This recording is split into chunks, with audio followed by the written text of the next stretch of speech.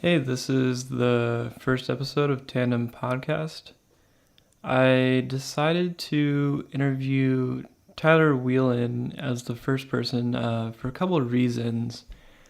He has been kind of removed from scootering for a couple of years now because he was interested in other things, and I thought that would be an interesting perspective, sort of life as a super pro scooter rider, like really noticed.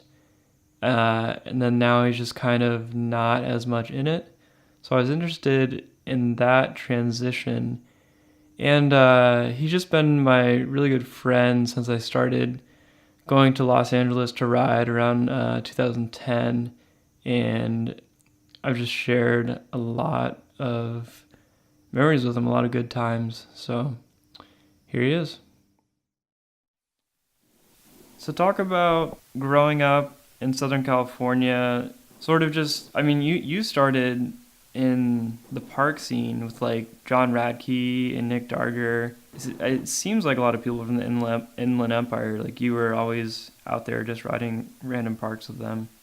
I started riding scooters. Like when I was a kid, I'd just go to the skate park, like scooter, skateboard, whatever. And then I remember I was in eighth grade and I was at the skate park and like some kid had a pro model and I just like rode his pro model and I was like, damn, like this is sick. So I ended up getting a scooter and then I was looking up things online. And I actually like discovered Scooter Resource before I like met Nick or John or anybody. And then like through Scooter Resource, I saw like Nick Darger, and he happened to live like not that far away. So I just kind of became friends with Nick, and then I used to go to Diamond Bar Skate Park, and that was like John's local. And I remember I used to wait like at the skate park like for John Radke. Like I would just like hope that he showed up because like I knew that was his local from like mini videos like on YouTube. So I would just kind of wait, and then I remember like one day he showed up and like I was all hyped, I was like 12 years old, and he taught me how to bar spin, and that was like so cool to me. And then from then on out, that was just kind of like the scene. Like I was just hung out with like all the DXG dudes. Like I remember my mom would let me like she wouldn't let me drive with like a lot of people when I was like 12 or 13 because like I don't know, like when you're 16 you have your license, it's like not very like safe. Yeah. So my mom would let me drive with Jason Beggs because his grandpa is like a very like renowned pastor, and she read one of his books, and like because of that fact alone she like let me drive with Jason. That's funny because back then, I mean, I don't know anything about Jason now, but back then he was probably not somebody you want your kid to be riding around with. Yeah, dude, it was great. Like I remember I was probably like 13 and we were in the car and he would have me like hold the steering wheel while he would smoke a bowl. And like then he would like talk to my mom after, and like I thought it was like so funny, you know what I mean? Like, yeah, I don't know, you're a kid, you don't really know like those things. But yeah, so I hung out with those dudes. That was kind of like my whole scene. And then there was like people from the skate park around me. Like the only one who still rides is Devin Pelfrey. Yeah. Uh, and then Stefan, of course. But Stefan and I kind of became friends. Like I'd say when we were like a little bit older, not like that much older, but I definitely knew like John and Nick and all them. I feel like a little bit before Stefan, and then it kind of just all got meshed into one. Like, that was pretty much the scene. It was all like because Scooter Zone was the only shop, so naturally like we would want to hang out with other scooter riders, so we would just go to Scooter Zone or go to the skate parks in Riverside, um, where Scooter Zone was. It's a period I always forget about, and I'm sure other people forget about. That whole time in your scootering, I might have been as long as your street riding. Like what? It was a while, right? I mean, yeah, it was probably that was like 2000 and like the end of 2007. I started riding like pretty seriously, and then in 2008, that's like when I met everyone. And then I think in 2009, Greg started giving me stuff from Eagle. I think 2010 was the first time we got to go to Woodward, and that was when I was definitely like, dude, at Woodward I just like rode the fly boxes the whole day. It was definitely like a big, like the first like half of my riding, I was just like into skate parks. Like dude, I could backflip. I kn- that that's what I was just about to mention. I remember seeing a clip of you at you were doing a fly out backflip on a fly box, the one that was like in the Yeah, it was desert. real ride. Oh yeah, real ride, yeah. Yeah, like so it's pretty funny because I actually the first day I learned a backflip, I was at San Clemente and I had done backflips into foam. And I had literally been scooter riding 6 months, and like Twan was there and Julio Oseguera was there, and straight up like Twan was like, "I'll spot you, dude, flip." And I remember like I landed at my first finger whip ever, like 10 minutes before my first backflip, which is like so completely backwards. I've never done a flip. Like I can do them both ways into foam, but I genuinely want to land a backflip like before my scooter riding is over. So Yeah, it's definitely like, as far as like to this day when people like mention scooters to me, the first thing they ask is like, "Oh, can you throw backflips?" And I'm just like, "Yeah, when I was like 14, I did like 10 of them and then got terrified." no, but it'd be sick to have them on lock. Like it'd be sick to have them on lock on like really shitty stuff that isn't even meant to be flipped. Just be like, yeah, I got this, and like backflip a pyramid. Dude, I want to say the other day, but I know it's definitely been like a year. I made Monkey, Ralphie, whatever you want to call him, do a flip double whip out of fly out, and he did it first try, and it was so Really? tight. Yeah, he can still Really? do that. He can flare too. I mean, he can do anything he wants, but Yeah, I've seen him spin fly out 900s both ways. I think that's another thing too. Like, so when I was riding park all the time, like, um, Monkey quit riding. This is before anyone called him Ralphie too. Like, people didn't start calling Monkey Ralphie until McKean started calling him that, like, just a couple years ago. yeah, So at this time, like, he quit and he started BMXing, and he could do like truck drivers and bar spins. Like, he was killing it. And then he got back into scootering, and he was riding like 20 wide bars, and that's like when 20 wide so yeah became like a saying, you know. yeah, um so he was doing that, so we were just all like, yeah, like Jason was able to like flow bowls and quarter pipes, and like, that's, I don't know, we just kind of all like got into it. That was just kind of what we did. And like, me and Nick would still kind of ride spots. Like, we would go on like Google Earth and like try to find ditches. But yeah, that was definitely the whole like start of my scooter riding, was just like at the skate park. Just riding. I like really like to ride hips. Like, even to this day, that's like my favorite thing, just to kind of like air. yeah. I mean, I think those early times definitely influenced your riding. Like in a lot of your parts, you're riding street tranny basically, and I mean I think it worked. I thought it was cool. It wasn't just like stair sets or something. You could like go to like a street quarter or something and actually air out of it and stuff like that. Yeah, that's like, I would definitely say that's like my favorite like thing to ride. It's just like any sort of street transition. It's like, I don't know, it's always like the most fun and the most, I don't know, it's cool because it just feels like nothing else. Like, no two street quarter pipes or like bank to walls or anything feel the same. Oh yeah, yeah, totally. So you mentioned like meeting Radke and Nick Darger on SR.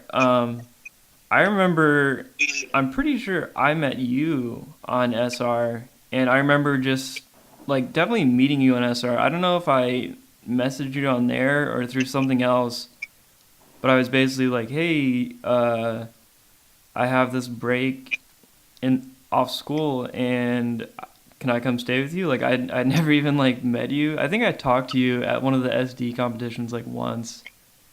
Yeah.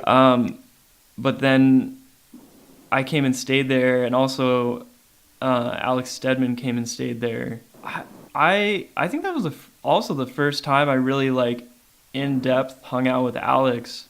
But I just remember that time as being really important. Like when we went to LA, like all of us, it just felt so enormous and vast and exciting, and like there was all these possibilities. Like we were just constantly exploring it and stuff.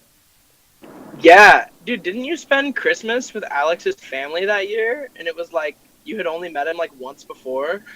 Yeah, and then and then after that, I think I spent Christmas with Alex's family either 4 or 5 years straight. I think this past Christmas was the first Christmas I didn't spend with Alex's family in like 4 or 5 years. Dang. Yeah, no, I remember, so the first time I met you was coincidentally also at San Clemente Skate Park, and you had just cut like your scene hair. But I remember like we were MySpace friends, and you had like a Stick to Your Guns song or something like as your profile, and like I was probably like a freshman in high school, and that was like what I was really into. Like I used to go to like hardcore shows every weekend, and like so I remember I was like, damn, like this dude's sick. He has like slick like black hair, like yeah. Nah, man, And then, that was my brother. and then but I remember like when I met you, you had just cut your hair and you were riding like a 90-degree head tube angle. Yeah. And you were wearing this, dude, this is so funny. And the only reason I remember what you were wearing this V-neck, this striped American Apparel V-neck. And I remember like I was like, oh, what's up, Dylan? Like nice to meet you. And you're like, oh yeah, dude. And then I was like, dude, I have the same V-neck at home. I think I remember that now. I thought the first time I met you was at the SD comp, but I do remember that day at Clemente. Yeah, like I was like such a little kid, like fanning out. Like I remember like Elmer was there and like Brian Murphy was riding like the fabled SR deck. Yeah. And like that's when like because Twan had texted me and was Okay. like, hey dude, like come to San Clemente Park, like the whole scooter resource team's gonna be there, because it was like before Proto had even like announced Proto, you know. Yeah, that was weird. That was back when Twan like rode for Andrew. That was an interesting time. Yeah, it's pretty funny, like just touching back on like John Radke and everything. Like I remember because like John and Chris were supposed to work with Andrew to like start a scooter magazine. And it was right around that same time as everyone. And I was like really good friends with John and Chris, and then like Andrew and them kind of had like a falling out for a short time. And I was like on like Chris and John's side. So it's like pretty funny that I have a Proto tattoo now. Yeah. Because I didn't know that about the magazine, but I definitely knew that Radke hated Andrew, and yeah. I never knew why either. Yeah, well, I mean, that was the initial thing. They were supposed to start a magazine, and I believe it was going to be called Inside Scooters. I could be wrong. Like, sorry, Jordan and Steven, if I'm wrong. But, like, I believe it was going to be called Inside Scooters. And there was no connection? Like, that was just, like, separate trains of thought? I mean, I think that John and Chris were very committed to the magazine, but Andrew was like launching Proto, maintaining SR, and like the magazine was kind of like not on the back burner. But I think like, I mean, from the stories I gathered, basically like John and Chris like were kind of waiting on Andrew to give them direction, because it was like going to be his magazine, but John and Chris were going to like make, you know what I mean? Yeah. And then it's kind of like, I think that like there just wasn't good communication there. But I remember like John like really didn't like Proto, so like I didn't. So my friends and I used to prank call Andrew's cell phone and leave him voicemails when the first like Proto wheels came out, and we'd say that we got a donut of urethane and a core in the mail, and we had no idea how to ride these on our scooters because they dehubbed in the mail. And this was like before I even met Andrew. And then I think think once you and Alex came and stayed with me, obviously, like, the tables kind of turned a little bit because, like, I went from 1 year riding with, like, John and Chris and Nick Darger and all them to, like, all of a sudden, I, like, got on Lucky, and then you guys came, and then everything just kind of changed, like, really quickly.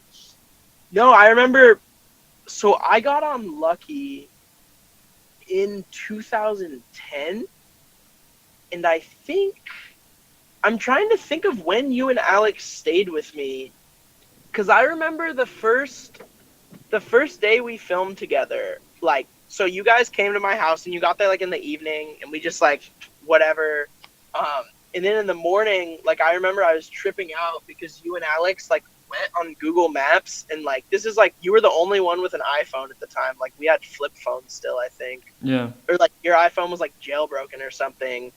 And, like, we got, like, a map with, like, destinations, like, each spot, like, we're going to go here, here, here. And we went to those, like, white, like, curved manual pad things in Culver City. And then I forget where else we went. But I remember that was, like, the very first day. It was, like, crazy. Yeah. It's just so funny because, like, I feel like back then every spot we went to was so just sort of, like, obvious and like, iconic. And basically every spot we went to was kind of just, like, a skate park. But it was, like, it was also new that we're just like, oh, my God, we got to go to this one. Like those manual pads you were talking about. Yeah, well, I mean, it's because before then, the only scooter riders in LA that had gone to them were like Ricky and Josh Toy and, like, Addison when he would come down, I guess. Like, because you could, like, some of them are in, like, old, like, NBS or, like, the Overshow, but that was, like, when people, you know what I mean? That was just, like, a different time entirely. Yeah, definitely. So we were like, really the first people that went to these spots, and every single trick ever had not, like, no, like, they hadn't seen a scooter, you know? Yeah, and it's so funny because it was LA, and it was, I mean, it was a while ago from now, but compared to, like, scootering, I mean, it was 2010, like, and nobody had, like, there were people scootering in Southern California, but just, I never understood. They just never really, like, rode that stuff. I mean, everyone just kind of rode skate parks, and then, like, I really, like, can't even remember people riding, like, street back then. Yeah. It's kind of interesting to think about. Yeah. That trip over winter in 2010, do you remember how we just sort of, like, accidentally started the Almanac series? Dude, yeah, the Almanac, it was the first one we ever made was the flip video.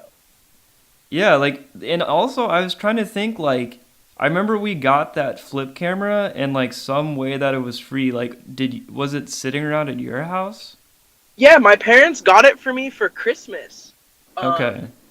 I don't even know why they got it for me. They were just like, oh, like, we saw this at Best Buy and we thought you and your friends would, like, make video. Like, I don't even know. Like, it might not have even been for me. Like, maybe my mom had it lying around. Yeah, and that one was, like, a standard definition one.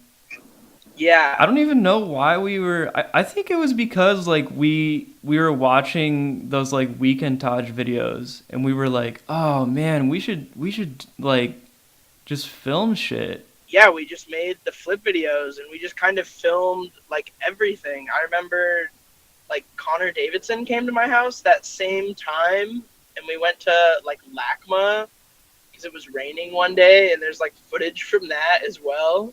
I think Alex was sort of like the main flip camera filmer. Like, he would just have it, and like anything would start to happen, he'd just whip it out and be on it. Do you want to talk about your house as a scooter hostel? Like, it just literally hosted so many people and so many, like, significant scooter riders, and just a lot of, like, amounts of people.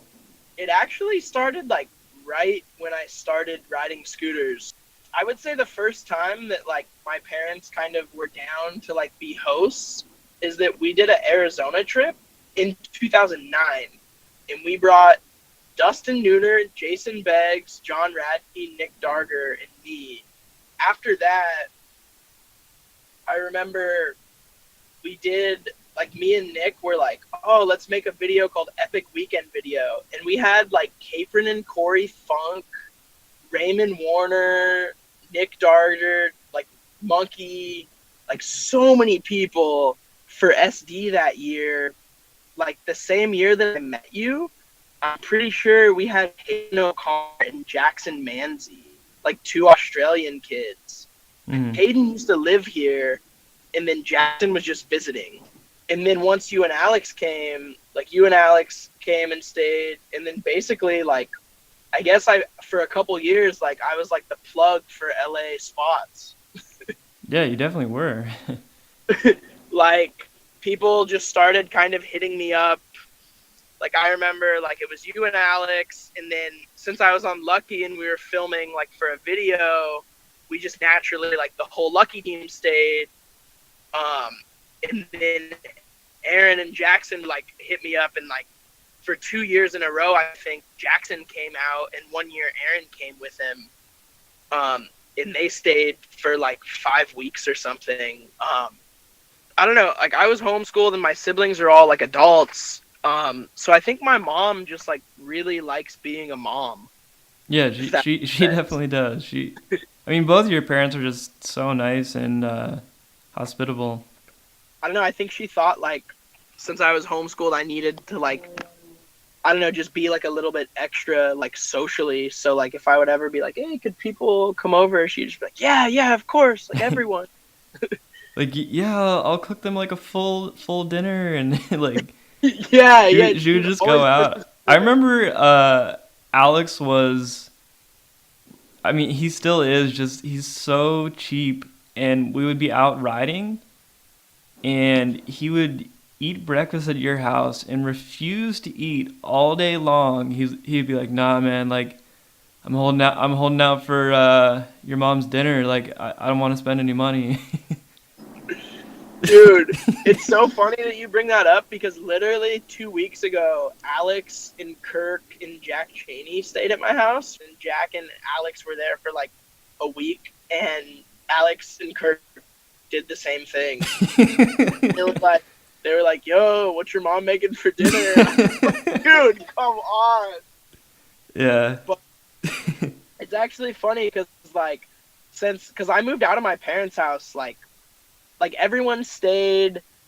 Summer 2012 was like the ultimate, like Jackson and Aaron stayed at my house. Yeah, that's what I wanted. That's what I was gonna mention. How there was, I mean, I guess you could call it like the golden summers. Like the summer of 2012 was probably the craziest one.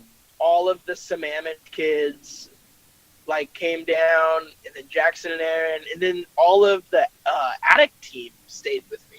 Yeah, that was so crazy because I was there.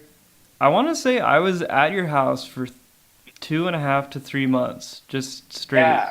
Yeah, yeah, dude, it was crazy. Like, there was just so many people, because, like, all of my siblings weren't living at home at the time. Yeah. So we just had, like, 2 empty bedrooms, and there was just, like, bodies, like, everywhere, every day.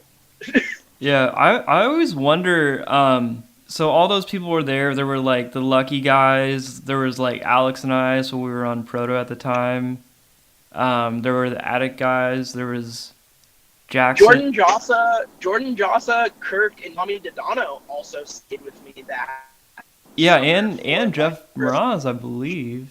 But I always wonder, like, so since everybody was on different companies, like, you saw snippets of that, like, amazing summer where all those people were together and all these, like, separate video parts that came out at different times. But I always wonder, like, what one video would have looked like. You know what I mean? Yeah. Because like, the way we filmed, it was like we'd go to a spot and it would just be the same camera and everybody would, like, get a trick and then those clips would all, like, go their separate ways. You know what I mean? that's kind of though what was cool about it is that like we weren't like I feel like the vibe would have been different if we were like, all right, we're gonna make like a summer video, like extravaganza, you know? Yeah. Nobody needed like extra motivation to get clips because we were just like literally having fun and like getting clips. Like it wasn't like nobody was like, oh man, I haven't gotten any clips this week because like there was still so many spots we hadn't been to and like everybody just vibed off each other. Like I think like, dude, we all progressed so much just in that summer. Yeah, I mean that's another thing. Like I don't think people realize. I mean, literally, like that summer and that house, how that had an effect on scootering. Like those people that were at that house, like went on to do such great things. You know what I mean? Yeah, of course. Yeah, dude, because that's when Ralphie was coming around, and then, damn. So we were at the full pipe called Mount Baldy, and Yeah, yeah, it was you, Jackson Manzi, Alex Stedman, Connor Davidson, and me. There was nobody else, right? Aaron was there. That's when you shot that photo of Jackson in the straw hat, right? Yeah. Yeah. Okay. So we were all so this full pipe, you have to like park in a neighborhood and you got to do a pretty far hike. Like how far do you think it was like a far hike for just like having scooters? Like it's probably like a 2 mile hike, right? Yeah, yeah, I would say like a mile. Yeah, I mean, Okay. it takes like 15 minutes. Yeah, but this full pipe is just pretty much in the middle of a desert basically. So we hike there and we ride it. It was really fun. And then the session is over. And the full pipe, everything is downhill. And then once the full pipe ends, this hill just keeps going. And there's a drainage so the walls are probably like 30 feet tall, do you think? Or 25 feet tall? Yeah, yeah, definitely. And they're just concrete walls. Corridor. So all of us are done on the session. And it was Connor, Alex, and I. We were like, hey, we want to like bomb this hill. And it was just the ditch, and it was a straight hill down. And it looked so long that we couldn't even see the end. And we weren't even really thinking, but we were like, oh yeah, we just want to do this. So Tyler, Jackson, and Aaron were like, okay, we'll meet you back at the car. The hill was so long and so steady, and we were just going, I don't know, maybe like 15 or 20, but we were just sitting there going straight for like 20 or 30 minutes. Just, we were like, oh, this is so great. We went through, towards the end where we decided to stop, we went through this tunnel and came back out. And then we were like, oh man, we went really far. And like the hill totally kept going. Like, I think it went like miles and miles and miles. Yeah. We were like, we were over it because the whole time is literally just straight. Like it just got kind of boring. We got to the end and we were like, okay, shit, now we gotta walk like all the way back up here. And none of us had any water. And we also, I don't think we had cell phones either. Like we left our cell phones like in the car or something. Was So that when Connor tail whipped over the snake? yeah, so that's so the tunnel we went through, like bombing through super fast going down, and we had to walk back up. And right when we were about to go in the tunnel, we looked, and I'm not kidding you, it was like out of an Indiana Jones movie. It was like snakes everywhere in the tunnel, even snakes that had like like the red, black, and yellow bands, Yeah. like those ones, and we were just like, oh my god, like what are we gonna do? So we were like, we can't go through this tunnel. Like there's no way. Like we're gonna get bitten by a poisonous snake. And like the tunnel was long. It was probably like 300 feet long. Like you were in there for a long time, and we didn't even realize about the snakes because we were just going so fast down the hill. But then the concrete walls were like 25 or 30 feet tall.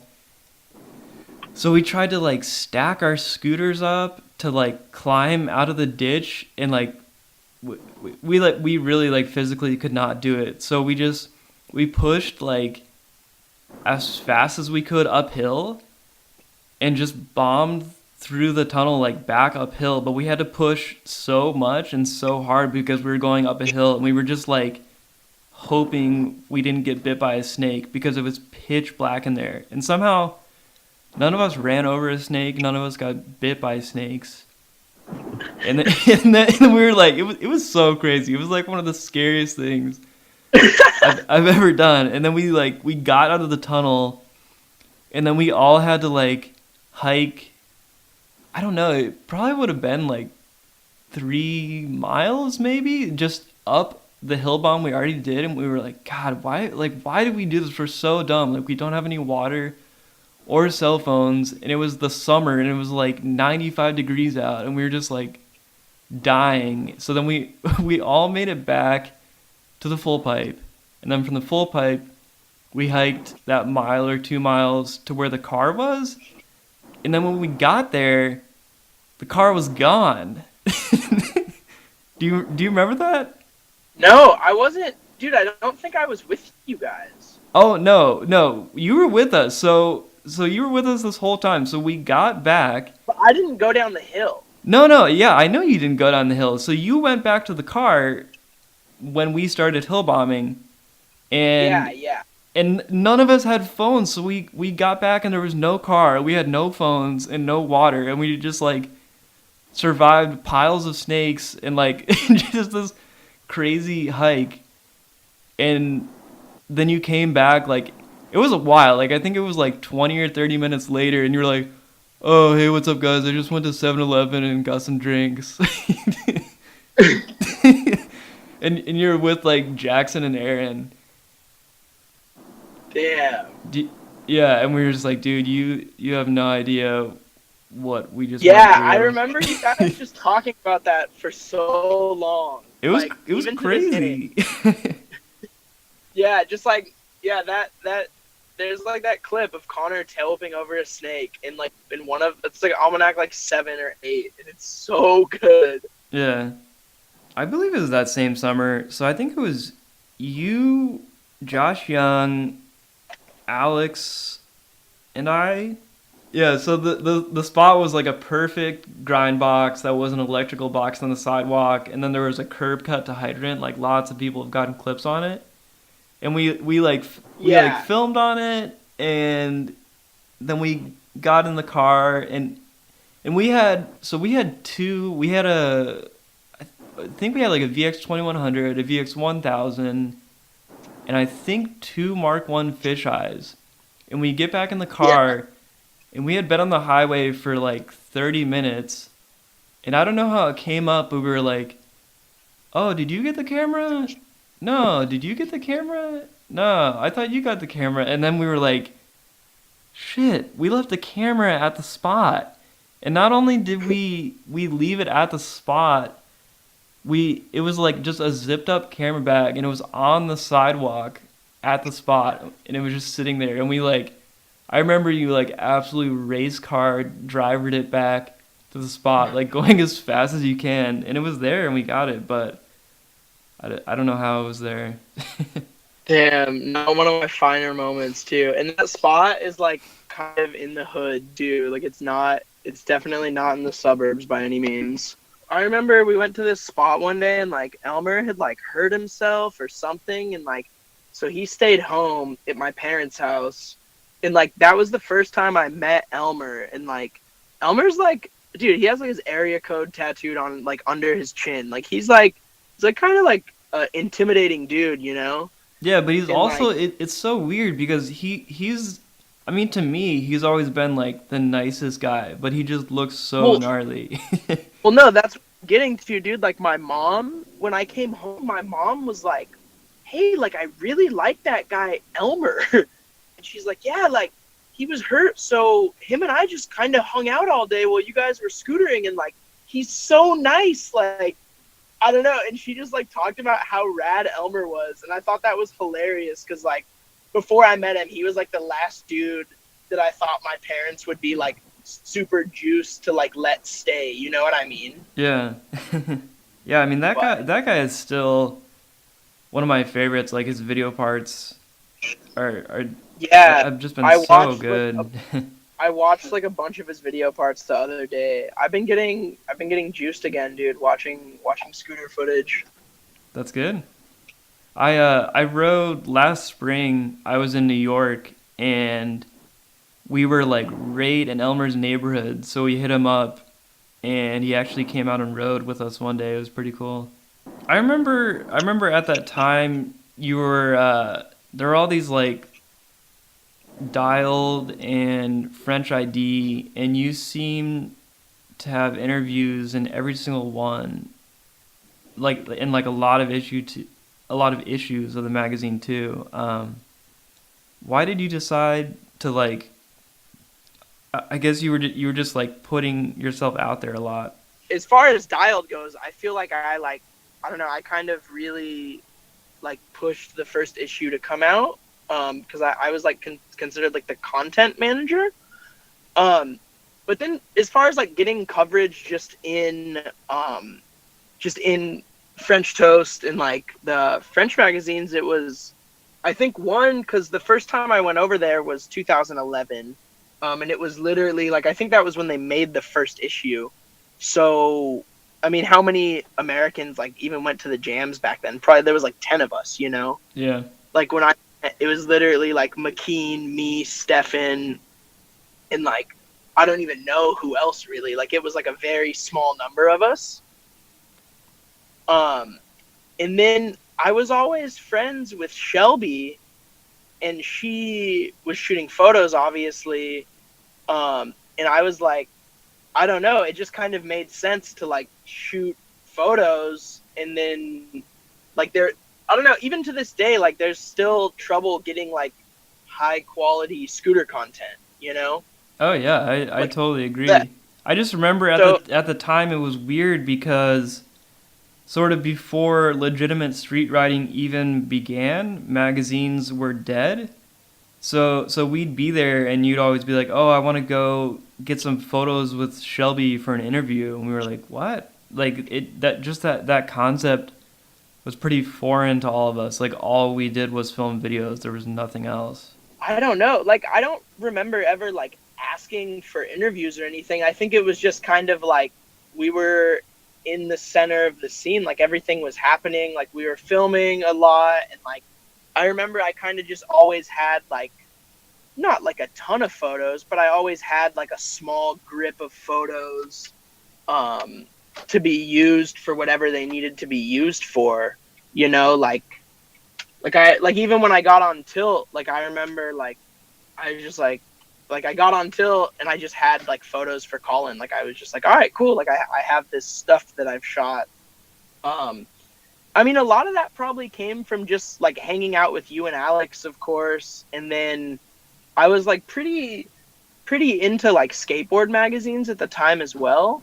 Hmm. Um, so I remember I had a subscription to Thrasher, the Skateboard Mag, and Transworld. So like at least every 10 days I was getting like a new magazine in the mail that had like, you know, premium content. So I just naturally wanted to like also create that, you know? Yeah.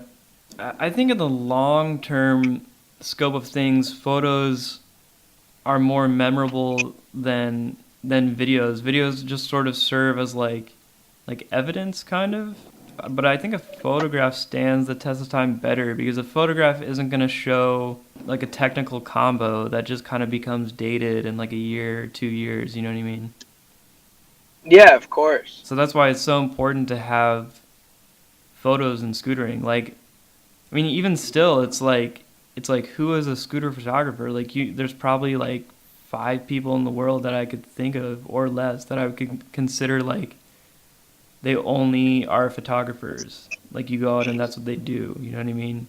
Watching all your street video parts, as time went on, it seemed like you just kept going faster and faster, and you had more and more power. Like you weren't just riding on a scooter. Like the scooter wasn't just carrying you. You were like commanding the scooter to do stuff. Do you think that's just because you were getting older and more comfortable on it? So that's funny. Alex Stedman and I would always kind of talk about that. I think it was kind of all had to do with like that, like golden summer, I guess you could say, and like getting real photos and kind of just like I remember we would we would watch like Heath Kirchhardt's video parts like all the time and just talk about how they were going to be relevant in like 10 years. Mm-hmm. And then I think when it came to that, I just started getting more and more influenced by, like, I realized that I didn't have like the technical abilities to keep up with like someone like Tom Kay or anybody who can just like throw tricks. Like, I don't know, I feel like there's like a new generation of kids who can, like Ian Hencher or like anybody like that who can just like Zach Martin, you know what I mean? Like, you Yeah. can go to a 10 rail and have like 5 tricks on it. And I remember like I board slid an 11 rail and was like, holy shit, like this is terrifying, you know what I mean? Yeah. So I think I just kind of, I don't know, like I always and still do have like a dream of putting together a video part where like my hands and feet don't leave the scooter at all. My favorite part of riding scooters was just going fast and like bombing hills, and like it was just like that feeling of movement. Yeah. You Yeah, know, I it totally wasn't get that. I mean, and a lot of new riders too, like I said, so like if they're doing a lot of crazy combos or something like that, but it just looks like they're a passenger on the scooter, like they're not commanding the scooter. Like they just don't have the power, you know what I mean? like, I don't know, because that really, and well, then I found myself as well, like as far as scooters go too, like you want to watch video, like to this day, like Elmer's video parts are still like, the tricks now aren't groundbreaking and they're not like insane, but just the way that he rode, like it'll never become extinct, you know?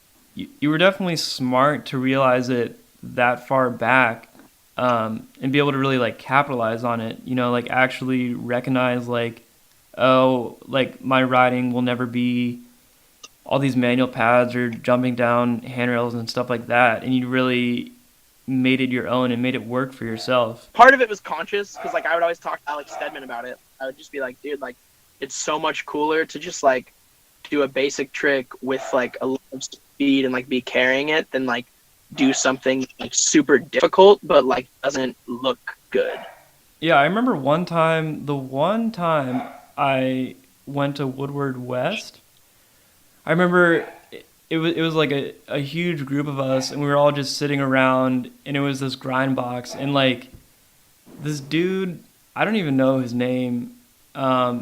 He was on Mad Gear, just riding like a super tiny scooter and like hardly rolling across the ground, and he was just trying like some combo on this grind box for so long, and all of us were just like tired and sitting there watching him.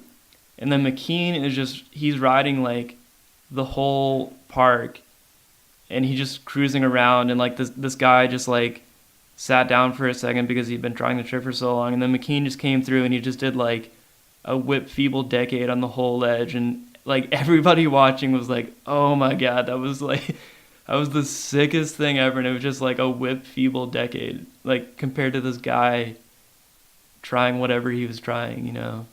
Yeah, of course. And I always say that like a back 180 over whatever, like a back 180 over a trash can in 2010 is going to be the same in 2017. You know what I mean? Like it's just Yeah. like it's not dated. It's not like a double whip manual double heel is not going to be the same in 2017 as it was in 2010. Yeah, except Matt's double whip Manny Bry from like 10 years ago. I don't think that clip will ever change, dude. Me and Blake watched it the other day. It's absolutely unreal. Yeah. But Yeah, McKean is I don't even know, like a savant or something, like a scooter savant. dude, he's an aficionado, dude. Yeah. Um, That's yeah, the thing about like, I mean, he's kind of the same as you. Like as he gets older, he just keeps going faster and faster. Like he just goes so fast now. Like when he rides like bulls or something, I think he's just gonna like blast off and fly away. Like he rides so fast. dude. Yeah, I was like I scootered with Matt like a week ago, and like Blake and I were just kind of like being shitheads, and we were like, every time he'd ride, we'd just be like, all right, let's watch the goat, and like, yeah, he's like for sure the goat. Like, there's not another thing to say about it. Like, he's the best one. Yeah. Yeah, he's But the original and best street rider. He's like the first street scooter rider in my yeah, eyes. yeah, it's unreal. But yeah, just like that concept of clips being timeless, you know. Yeah, because like I said, when I was watching your video parts, they were just still the same. Like it wasn't like, oh man, like that was old. Like they were still successful. You know what I mean?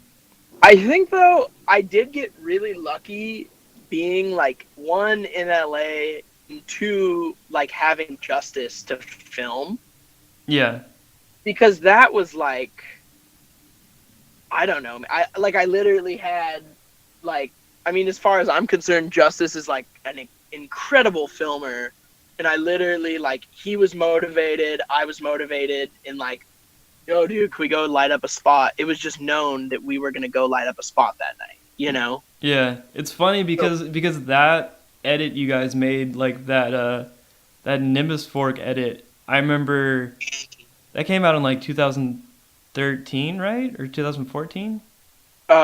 2013. Yeah.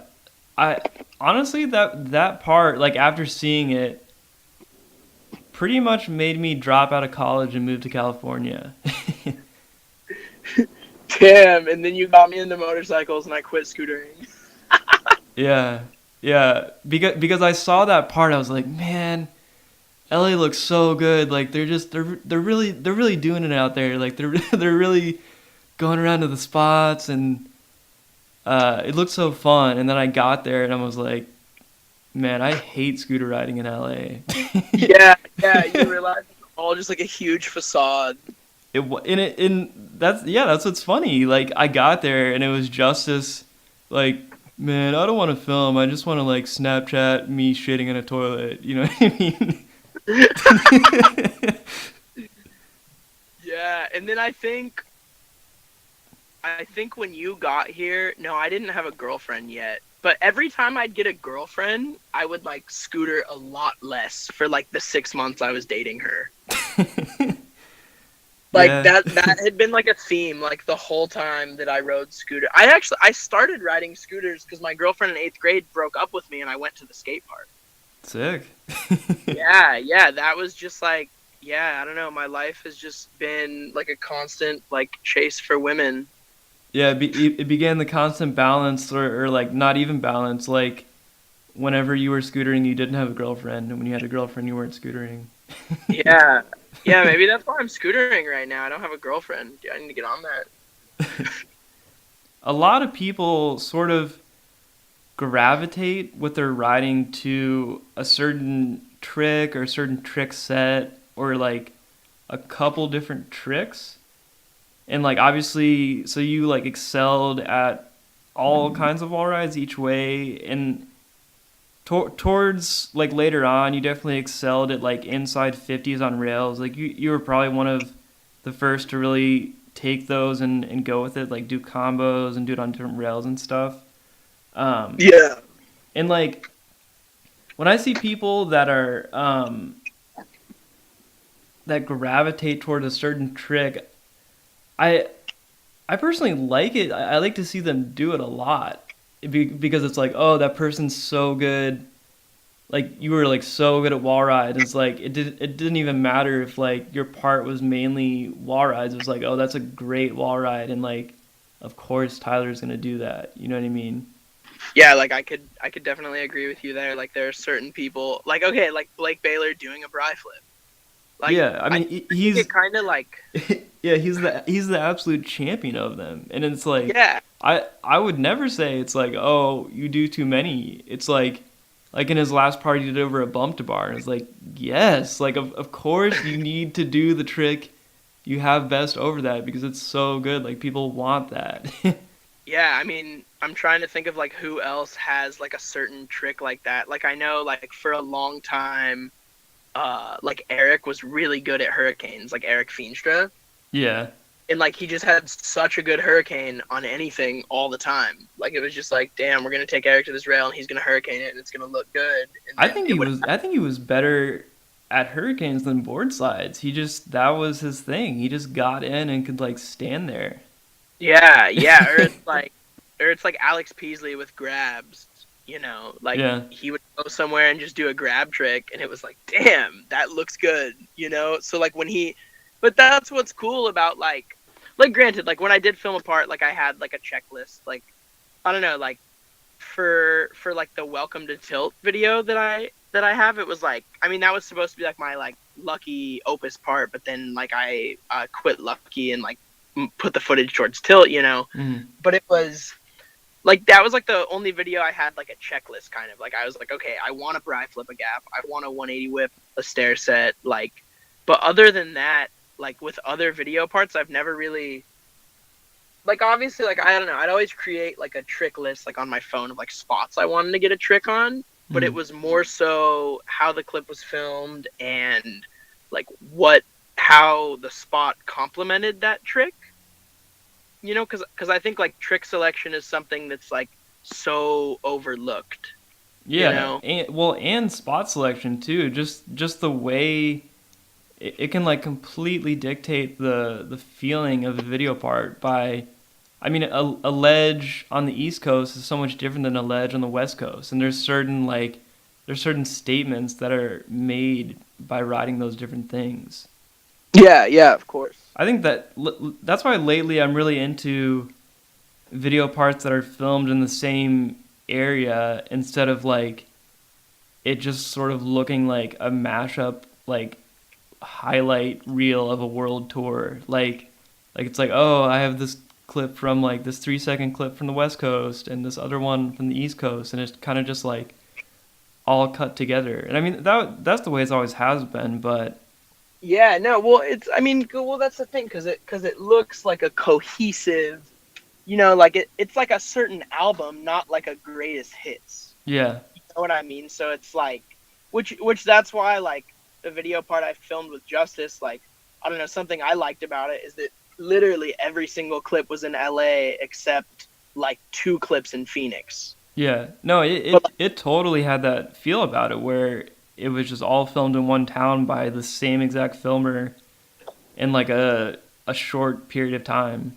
yeah, I mean that's kind of something that was very very defining. And then I think I remember like you were the first person who got me thinking that way, because I remember you were like we were talking on Facebook and you were like I don't want to film clips that aren't urban, and I like didn't even know what that meant, and I think I just like made fun of you or something. But then like as time went by, I started realizing, like, wait a second, like Dylan knew exactly what he was talking about, and it makes so much sense. Yeah, that must have been a while ago. I Yeah, I think as time goes on, I've definitely gotten even more insane with it. Like I don't know. I have like so many guidelines for myself, but I don't know. It's just what I want. yeah, I know. Like too, like I also like I started getting really weird about like my clothing that I'd film in. Oh, totally. I mean, it matters so much. You know, like I would not want to film in a clip that like I didn't like look good in, or I don't know, like yeah, I just started getting really like just picky, you know. Yeah, I mean, there's so many elements to the clip. It's like the gear you're wearing, the spot you chose, the trick you chose, the way it was filmed, the way it was cut, and if all those elements aren't in line, which is quite a hard thing to accomplish, it just doesn't really happen, you know? Yeah, so true. I don't know.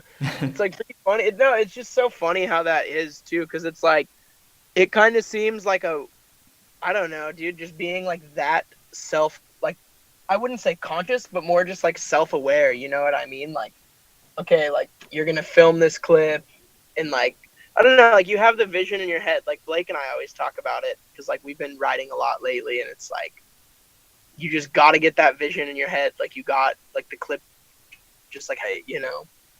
Yeah, and that's like another reason I wanted to do this podcast because like we'll be talking about all this stuff and people that scooter will not know about it. They'll just be like, "What? Like you guys are crazy. Like why do you care about like all those elements?" But I mean it really is important and I don't think people give it any thought. I guess it's just like a matter of taste. Like if we're gonna talk about it in that sense, you know what I mean? It's like a like taste becomes a huge factor. Yeah. Because I never considered myself like good at scooters. Like okay, like for instance, when you guys would all be at my house, like learning flat tricks, like I can do like 3 flat tricks, like to this day. You guys would always like hop over shit, and I like couldn't hop over it, or like I don't know, like I always just kind of felt like the only reason that I was like I felt like I had to bring more to the table than just my riding. Mm-hmm. Like I always felt that way. Like it was like okay, like I don't know, like with Lucky, like I was like okay, like since I'm like by far like as far as just scootering goes, I have like the least amount of tricks as anyone on the team. I gotta like learn to be a filmer, and I gotta like figure out where all the spots are, and I gotta host everyone in order to bring value. Yeah. You know, so a lot of that, I think when it comes down to it, like I said, like with taste, like I was like, okay, I'm never gonna be like this amazing scooter rider, so I have to like do what I can do if I want to have like an impact, you know? Yeah. So Yeah. I think the ratio in my eyes just as time goes on it just keeps getting smaller and smaller. It's like I'd say like ability is like 40% of the riding and and then like everything else is so much more critical to create something that's successful. like I don't know, like if I wasn't able to kind of like understand that or something, like I potentially could have been, I don't know, like I guess like irrelevant or whatever, you Yeah, I mean know? your scooter riding would have been something completely different. It just would have been just like vanilla. You know what I mean? It would just Yeah, like I literally got sponsored by Lucky because like James and Evan liked me. Like not because I had a good video for yeah. them. So yeah, I mean it's all I don't know, but that is like a weird concept to explain just as far as like taste goes because it definitely like it transcends like other aspects of your life. For instance, like me and you and Alex like kind of all like you got us into shooting photos, right? And then now like everything's subjective, but there's things that like you and me and Alex like can objectively agree on, Mhm. you know? Yeah. Like we could see something and we can be like, that's good. And like that's just because like we kind of have a similar taste, you know? Yeah, because there's nothing. That's the thing. Like everybody says, like, oh, this person is good at scooter riding, but it's. I mean, it's like philosophy or something. But there's no inherent good or bad in scootering. Scootering is just like a combination of like body motions, and if it evokes an emotion in the viewer that they interpret as good, then that's what it is. It's just opinion. So Kirk and I would always talk about Jamie Gantz Yeah. because he's like a scooter rider who like, you know, like doesn't do insane tricks or like throw himself down anything. Like it's not like, oh my God, but it just like, it's so fluid and he just like looks very good riding a scooter and he like, it was so cool how he moves like his front foot. It's like stuff like that. Like it's like, it'll never get old, you know? Yeah. It's really funny that you mention him because I would say that Jamie is probably my favorite like active scooter rider.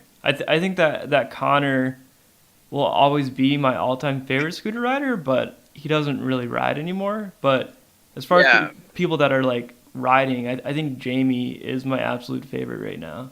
I feel like Jamie is almost in the category of like your favorite rider's favorite rider. Like he's so appreciated. I feel like because like Jamie's like never really ridden too seriously for a company or like gone on like huge trips outside of the Midwest. But for some reason, like everybody who does ride for a company or like who is like, like actively like doing it, like everyone, like we all sit around and talk about how good Jamie is. Yeah, I mean, I don't, like, it's a combination of things, but it's just like, he just lives in like what seems like some small, shitty town in Louisiana, and he's just riding, like, he's just so determined. Like, he's just riding spots that aren't really that accessible, and he like wants it, and he makes the stuff look good. Just briefly talk about like your time on Tilt and how that all worked out. Kingsley was trying to work with Lucky, right? Like as team manager. So he would just pay for us to go on trips out of his own pocket and then like basically be like, "Oh, look at what they accomplished on this trip." Like, let's get, like, he would basically, that was his theory, like, I'll just get reimbursed, you know what I mean? Mm-hmm. So what had happened is that he literally like 5 days before the first Chicago Jam, Kingsley was like, "Dude, do you want to go? I'll get you a red-eye flight." And I was like, "Hell yeah." So Stefan and I went, and I was riding this Lucky fork that they had made one of, and it was just like this really thin, like streamlined fork, and I was like super stoked on it. I found it at the factory and they let me ride it. I still have it. And like I'm sitting and I met Colin for the first time and we're just like talking, and I was like talking about how much I love this fork and I hope Lucky put it into production, and he's just like, "Dude, I can make that fork."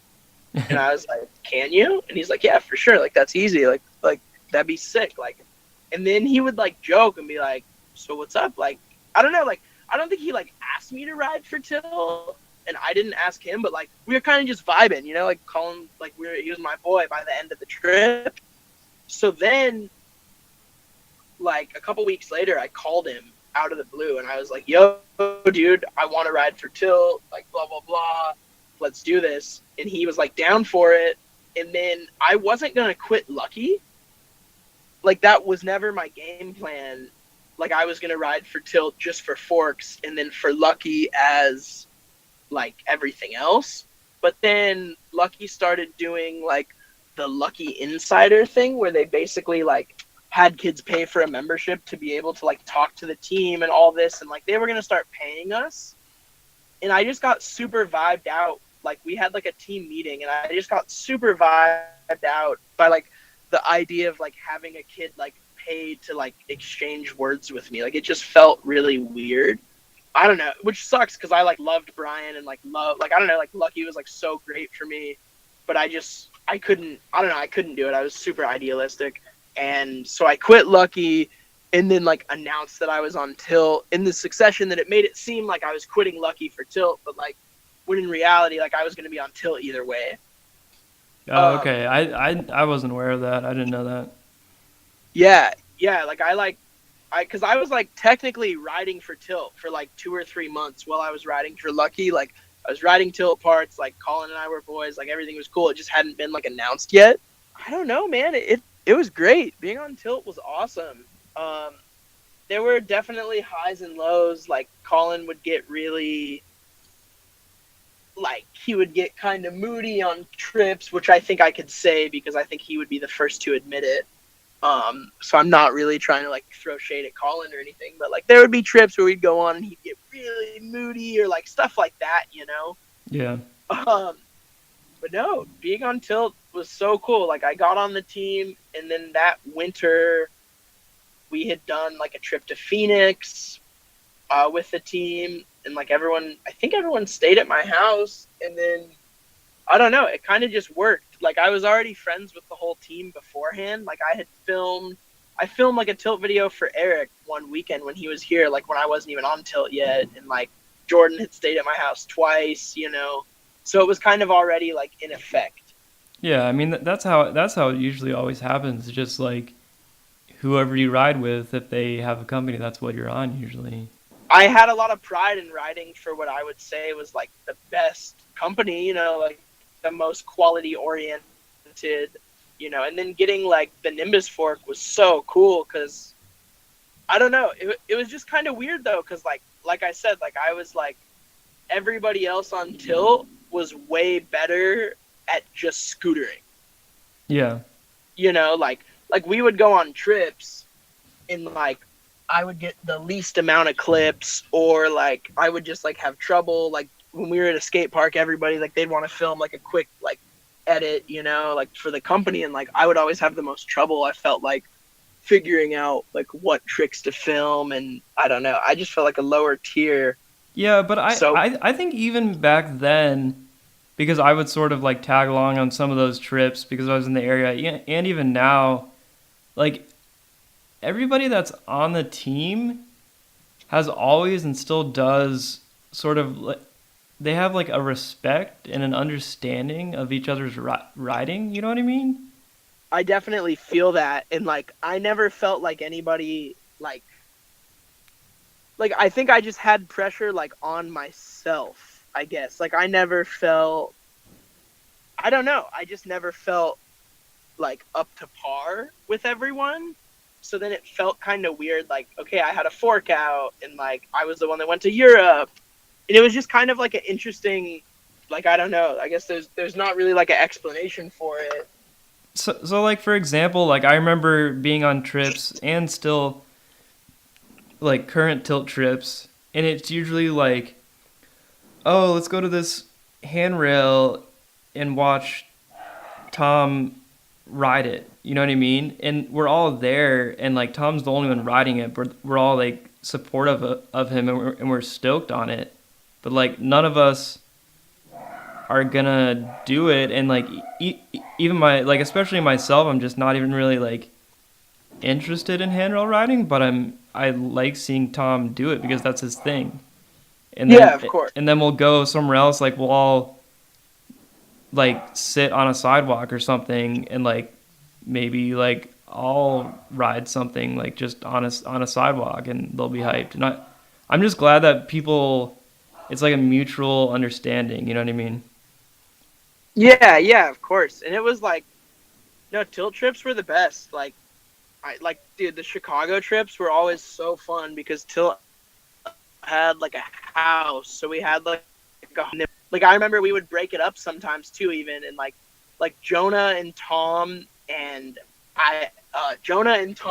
Jordan were like, and this was before Jonah was even like on the team, like he was like just filming, but like Jonah and Tom and Jordan were just like a pretty like solid clique, I remember, you know. Yeah. So they would like always go out to like different spots that like me and like Monkey and Josh like didn't really want to ride, or like, you know what I mean? Like it was always just like it just worked out really well. Like we would just play to people's strengths like very, very well. Yeah. Yeah, I mean I was on tilt from like the end of 2012, I think, or the end of 2011. Yeah, so I had like a solid like 3 years on tilt, and like so many trips, like probably like 10 trips at least. It's funny because like so like on Lucky and on Tilt, I always kind of thought of you, and I'm sure other people did. Like when they thought of the company, they thought of you like your name. You know what I mean? Like you were kind of like the face of whatever brand you're riding for at the time. I just kind of talk a lot. Like no, that's it. I don't know. I just kind of talk a lot, and like back then that was before scootering was like, I mean, I guess it was pretty big, like 2011, 12, 13, whatever, but like, you know, when you saw scooter riders, you just were friends with them. You know what I mean? Like it wasn't like there wasn't much of a division yet. And I mean, there still is, but it's just a little bit different now. But yeah, like you saw scooter riders and you became friends with them, and like I don't know, I think because I was homeschooled, I just wanted to be friends with everyone. Yeah. So like it just led to me, like I don't know, like I remember at SR, like I just posted a lot, or like right when Instagram came out or whatever, like I don't know, like I was always around so many scooter riders, so I was just like, I don't know, I feel like I was just very active like online, I guess. Yeah. Yeah, that's so funny to me about like talking to other scooter riders. Like growing up riding in Ohio, I knew if someone rode a scooter in the state of Ohio, I knew them like really well. So whenever I'd see anybody at a skate park on a scooter, I would start talking to them. And it's like in California or an area where you actually go to a skate park and there's like a group of scooter riders, it's so much different because it's like it's just a common sighting somewhere like that. As I kind of wasn't riding as much, like when I got kicked off tilt and all that, like I would go scooter and like you get to the skate park and like you'd see scooter kids and they'd see you, but you guys weren't just like friends. You know what I mean? Yeah. So it just, yeah, I guess as it grew larger, people just kind of like, I don't know, there wasn't that like inherent need to like click with somebody else who scootered because like you probably already had like-minded scooter friends. Hmm. What was your interest in photography? Like what are you interested in documenting? How did you get into it and stuff like that? That first time that we all hung out, you were like very, very adamant on like only shooting film, you know? And I Mm. think there was interesting because like as scooter riders, you know, and with like SR and with all that, like we were always kind of documenting what we did. Like I remember like every time I'd have like a new part on my scooter, I'd take a picture on my cell phone. Or like anytime I was at the skate park, like I'd film a trick or like so we were already really documenting everything. I remember you got like a roll of film back while you were at my house one summer or something, and I saw the photos and I was like, whoa, like these have like value. Like these are photos that I'm gonna want to have in I don't know 20 years as opposed to like the photo of my scooter like from my cell phone. You know what I mean? Hmm. So it just felt like a more tangible and like meaningful way to document what we were doing. And I think what was cool about it too was like the shots outside of getting a clip, you know, because like you can get a clip and you can film the trick and you can have a photo of the trick, but like I don't know, like it's so much cooler to have a photo of that dude's like pile of sweat on the ground from when he like fell doing the trick and just laid there because his body was exhausted. Yeah, I totally agree. Just like photographs of tricks are necessary, but they're obvious and can only really be pushed to a certain level. I hate saying like lifestyle photography, whatever, like, but it's. I mean, really that aspect is kind of carried over, and that's like been a big like bond with like a lot of people. Is just like photos and like I don't know, like with Justice, like when we were filming, like my Nimbus part and all that, like, dude, we were going through like rolls like every time we hung out and like dude, we have photos of like the dumbest shit and like but that time to me is so like I remember so much more of it because of like the photos we have than I do of like other times when I wasn't really like shooting, you know? Yeah. It helped you realize that what you were doing at the time had value and that you knew it did, so you wanted to capture it.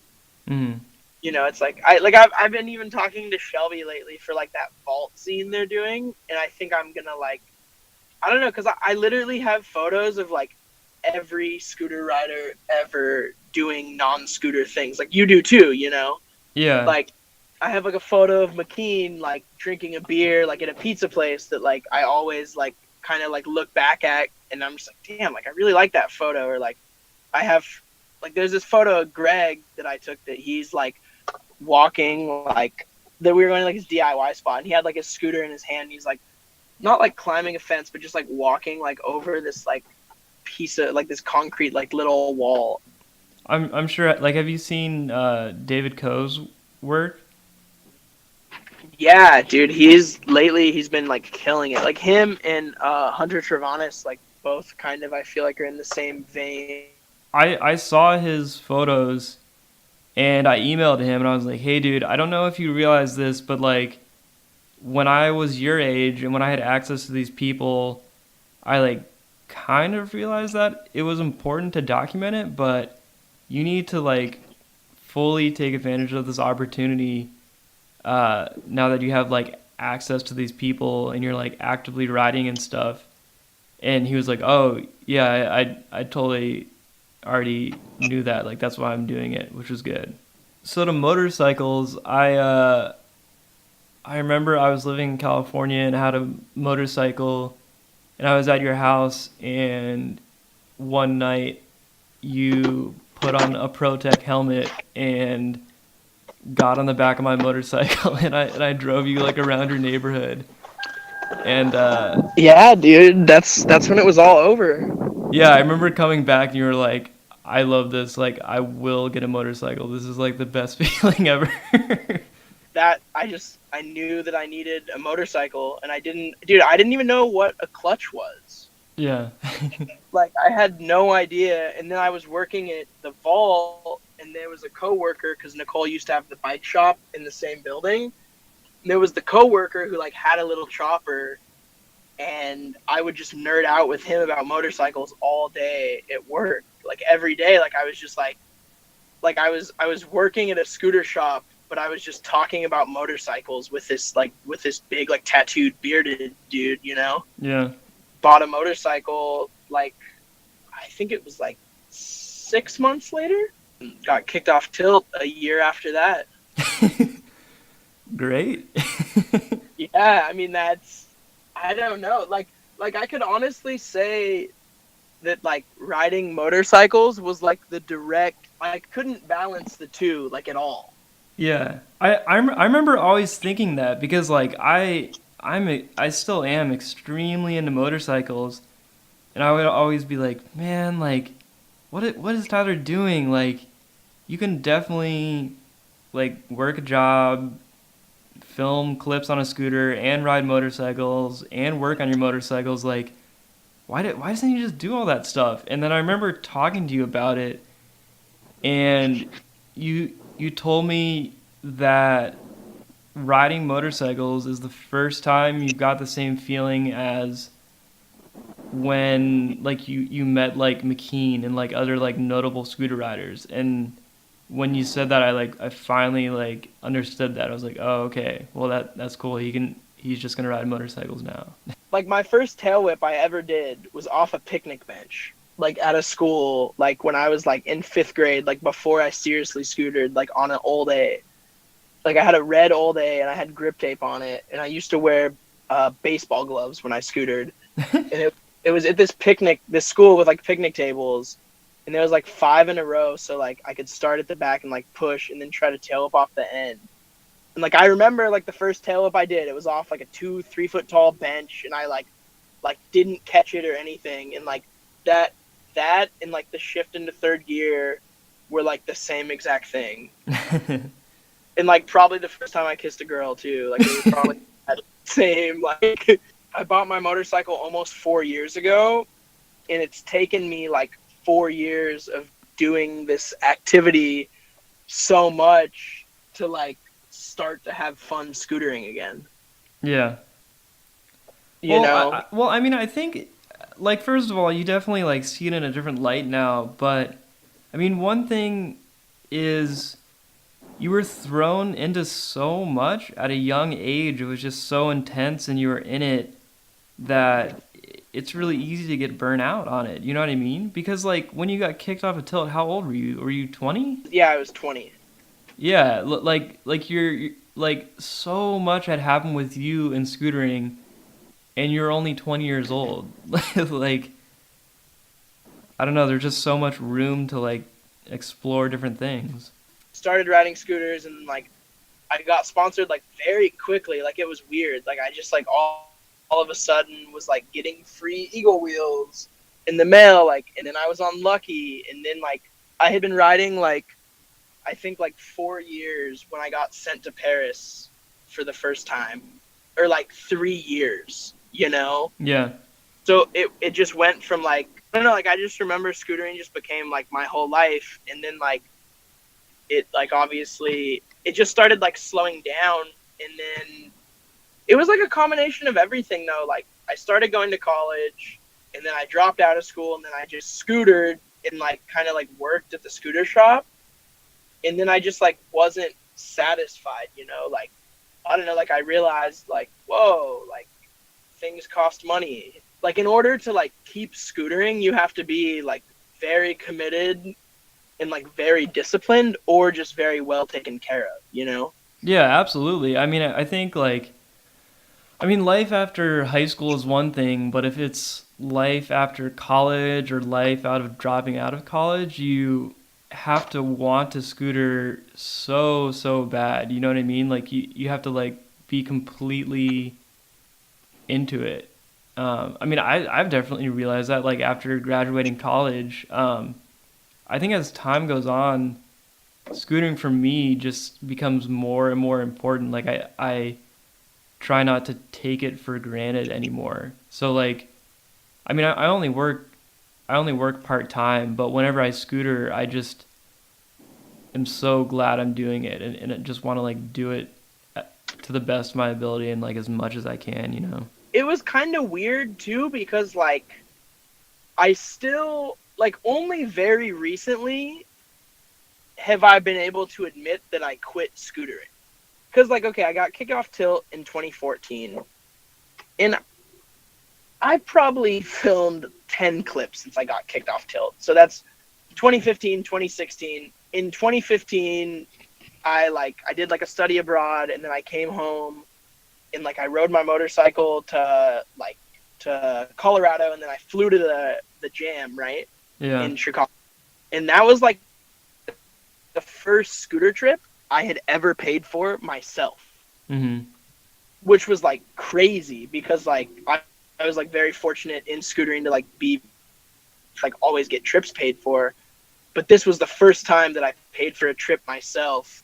I didn't really ride much after that, and like in 2016, I went to the skate park like 3 times maybe, like in like insecurity or whatever. But I would get really aggravated when people would like, I don't know, like when people would say like, oh, like whatever, you don't ride, or like I just feel like scooters are like a huge part of who I am. I never considered myself not a scooter rider. So when I would like hear people talk or see people say things online that would like say things about me not being a scooter rider, it would just be kind of like weird. Yeah, I totally agree. Like I've been I've been riding scooters for 17 years now. When I turned 24, I'm 25 now, but when I turned 24 last year, I realized that I had been scootering for two-thirds of my life. And I basically was like, damn, I can't even like remember life like when I was younger than 8 years old. Like I can't remember life without a scooter. Every like bookmark in my life I can relate to some sort of scooter event that happened, or like the whole timeline of like my teenage years and growing up, like I relate it to what I was doing on a scooter at a time at Yeah, that time. and also like all the amazing people you've met, you know what I mean? And you've been able to still have like friendships with people even if they're like not related to scootering. Yeah. Oh, yeah. Like I don't know. Like to this day, like Alex Stedman's like one of my best friends. Like he like, or like Kirk, like one of like the best dudes ever. There's so many. Like I'm still. I mean, I've been scootering again lately, like so much. Like it's pretty absurd. I like feel crazy, but like even before, like Blake moved to LA in October, and I hadn't talked to Blake in like shit, dude. I don't know, like 3 years. And he just like, hey, I moved to LA, and we just instantly picked up where we left off, and like are good homies, and like we hung out like so many times before we even like were like, hey, should we start scootering together? Yeah, I think it's so like what you said about people online sort of saying negative things about you not riding. I It's just always so confusing to me. It's like why can't you flip it the other way? Like just because someone doesn't ride, why can't you appreciate their past riding and appreciate like what it did for scootering and just be grateful for that? Like what does every scooter rider have an expectation that he has to scooter for the rest of his life, or else just nobody likes him? You know what I mean? It's Yeah, kind of a crazy concept. I don't know. Well, like, what am I supposed to do? You know? Yeah, I mean I remember seeing a like an epically latered about Ali Boulala and like the skateboarder, and he doesn't skate anymore. He's not even physically able to. And I think the quote that really had an impact on me was that he says like the world like doesn't need skateboarding. Like it's not necessary for it to function. Like the world will just go on if somebody quits skateboarding. Which I mean is kind of like cynical, but I think people have to realize that it's just like a thing people do because they love it and they shouldn't expect more from them. Dude, I look back and I don't know, dude. Once you start like getting older and whatever, you just start to look at things like a lot differently. And like I look and I realize like all of us, even being able to scooter as much as we were able to, we're so lucky. Oh, I know. Yeah, like being in California for 3 months with absolutely no responsibilities is crazy. It's just different. Like I look at scooters, and that's like another reason that I think I kind of stopped riding. Like I would say it was a big part of it was just like I got a motorcycle and like my hobbies kind of changed. I don't know, like how long could I just like scooter and get clips, you Hmm. know? And Yeah, it's like, I mean like I can see it turning into something. It's like, what am I gonna do? Like, am I just gonna go to some spot and just do the same thing? Like, you feel like you're kind of getting in just this never-ending loop. no, like the only people that are able to scooter like and like afford scootering because of scootering, like it's not like the riders. It's just a weird like where do you call it? Like I don't know, like the best riders ever have part-time jobs and have like they still have to like I was just talking to Grant Schofield about this the other day. Like going out and scootering is like not like a cheap activity either, you know? Yeah. Like you gotta get gas and then you gotta like I don't know, you gotta get food all day and you gotta like you have to have a camera if you're gonna get clips or like I don't know, it's just like so then the older you get, like your time just gets devoted in different ways, I guess. Yeah, I think it becomes very apparent like how much time you really have to do stuff. Like you have to really want to do it. For me, like the joy in scootering wasn't always scootering. Like like where I got like my energy and my excitement from wasn't like necessarily riding my scooter. It was like the entire process. Finding the spot, filming the clip, like making a new friendship, like I don't know, like making a joke with someone while someone else is filming. Like it was just about so much more. Like it was about like it was so much about the community. As I get older, like everyone kind of like did their own thing, but then would scooter during trips, or they would just scooter, but then like they wouldn't be able to like do as much. I don't know. It just kind of all got weird. Oh yeah, I totally agree. I remember this skate film came out. It was a full length skate film, and it was called Volunteers. And I thought it was the most brilliant title because it's like that's truly what scooter riders are for videos. They're just like voluntarily doing that stuff. Like I wish that I could do what I did when I was 17. Like that was like there was nothing better, you know what I mean? Hmm.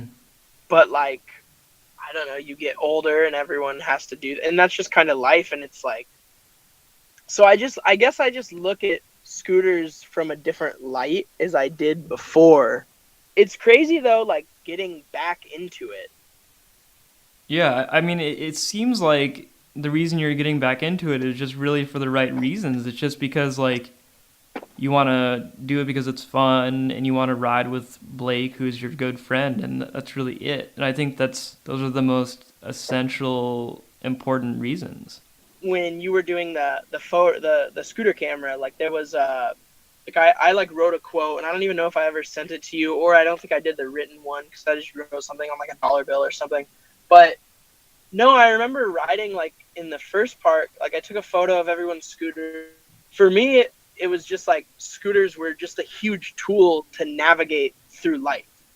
Hmm. Like that's like I don't know, like as a kid, that's how I would like understand things. It was like scootering, or that's how like I learned that like, okay, you try something and it doesn't work, so you have to try it differently. Like it's a matter of like problem solving. And then as you get older and you're faced with real things, like I feel like because of scootering and because like I learned how to make a video part or I learned how to be sponsored, I like am able to navigate through life like better than I would be without it. Oh yeah, I think it just So, teaches you to be extremely resourceful. It's like, oh, I don't know how to do something. Well, how do I figure out how to do whatever I need to do? granted, as I got older, it was just a tool that wasn't, I don't know, like I was going to college, I was working on campus at my school, I was riding my motorcycle. At the time I had a girlfriend. I don't know, like, and people weren't really riding in California that much, like the people that I like to ride with at least. So it was kind of interesting, but now I look at it and it's like that was a couple years ago. And now it's like almost becoming like a useful tool again. Like I'm pushing myself, but I'm just only pushing myself to like my own standards, you know? So it's nice. It's very nice. Now that you're riding again, what do you want to accomplish in scootering? Do you have any goals?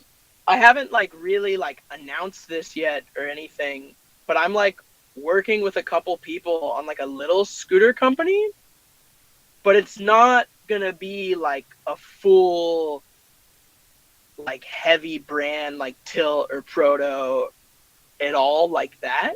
Hanging out with Kirk and Alex and Jack for, 10 days and then riding with Blake like, like every other day for the past couple weeks has like really got me like thinking. And I think that I don't know, I want to do something that would be useful for the scene that like kids can get hyped on, cuz like I hate like, okay, let's say like I haven't scootered in a couple months, right? And I go to the park or like I start talking to scooter people and they're just not excited about scootering.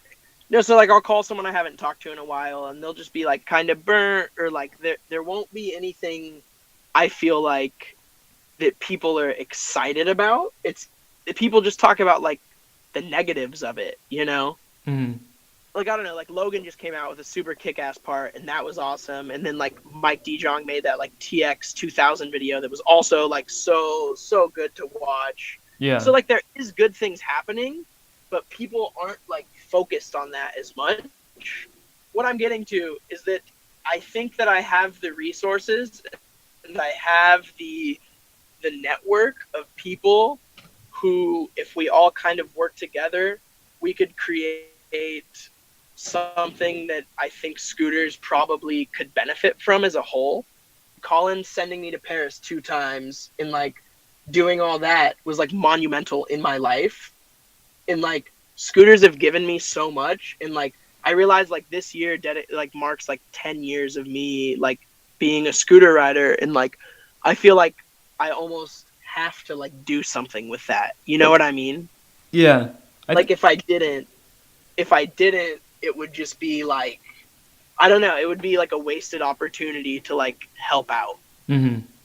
Yeah, I mean, like you said, there's nothing really that anybody is anticipating. I think that people have been unaware that it is like, what are they gonna do? Are they gonna like post some more clips on Instagram, or are they gonna like make another video part? I mean, we're not like talking about like the tricks or progression of the tricks. It's sort of like the format. Like, how is that really advancing anything other than trick wise? You know what I mean? Like there just has to be like something different in the formula.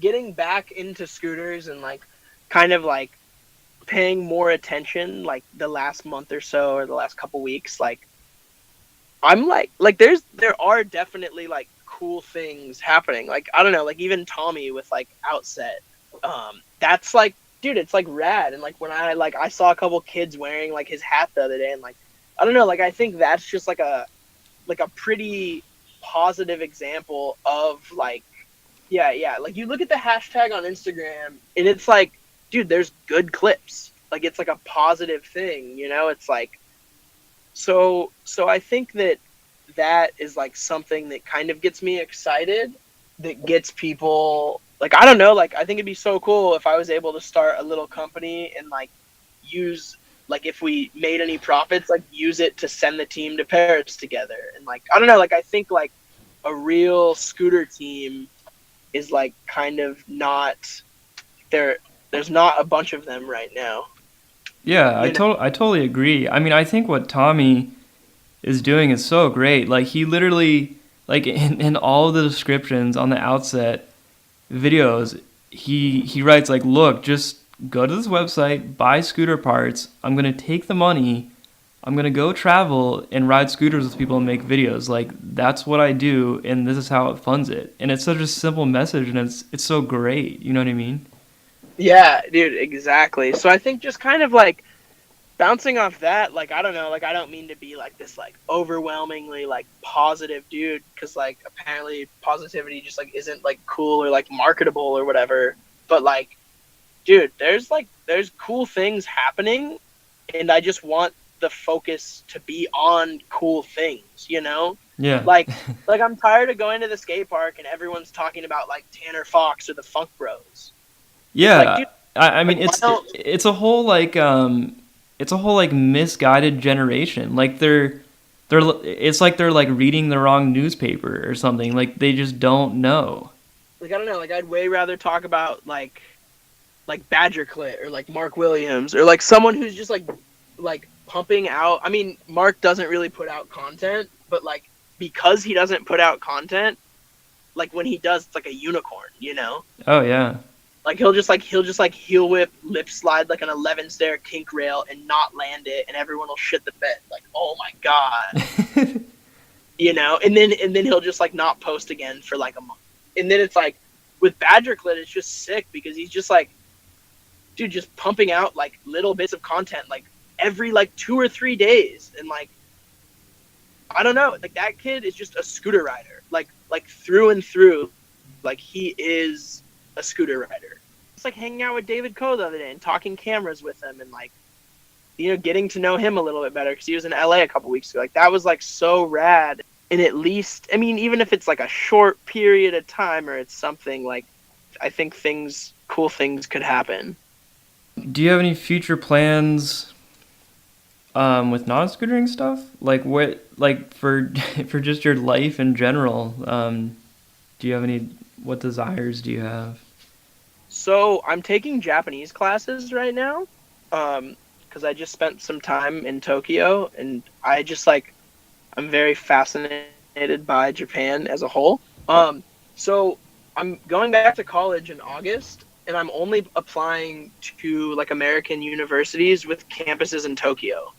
I think I can find a balance between like moving to Japan and like living there, but being able to like do something in scooters. And like I kind of decided I wanted to start riding again while I was over there too, because it was like I just saw this crazy new terrain that like there's no scooter riders in Japan, you know? Yeah. So I think I have an opportunity to like do something in scootering, and then through that being able to like finance people to come to Japan and to film and just like I don't know, just kind of expand. Like imagine like how rad it would be just like a short video of a bunch of kids like pushing through Tokyo. Yeah, it'd be cool. I mean, it's never been done. In a perfect world, and if I stay as motivated as I have been the last couple weeks, I mean, yeah, I'm planning on like moving to Tokyo in 6 months and getting a like finishing my bachelor's degree, but also like maintaining my hand in the scooter scene. And I don't know, I've kind of been talking to people and laying the groundwork out, but I definitely think that I've got some ideas. So that would kind of be it. And also, uh, ride my motorcycle a lot. Yeah, sounds about right. Word, is that all? Or is there anything else? Is No, there any? man, that's it. I really appreciate you doing this for so long, and we got through a lot of stuff. All right, well, I gotta go, dude. Did I tell you I'm a full-time Uber driver right now? I kind of noticed. Yeah, it sucks ass, dude. Yeah, it seems like it. No, I mean, it's great, but it also kind of sucks. But all right, dude. Talk to you later. All right, see you, man. Peace. All right, that was it for the Tyler interview. I hope all of you listeners enjoyed it. We did our best, and it was the first episode, so I'm sure there's things that we're going to be able to improve on in the future. Overall, I'm pretty pleased with it, and I kind of realized that it's really not that hard to put these together. It doesn't really take too much time. I mean, the most intense part of it is just doing the cut after we record it. So it's just like whatever, like 4 or 5 hours of cutting an audition, and then it's usually ready to go. So I think we can start cranking these out, and there's so many people I want to do them with. So expect a lot more in the future. And I welcome any comments or questions, or, like, who do you think should get on the show? If you just email the tandempod@gmail.com, and that'd be great. And I want to thank Ben Bursell for doing the intro and outro music and all the design for the podcast. And that's it. See you guys.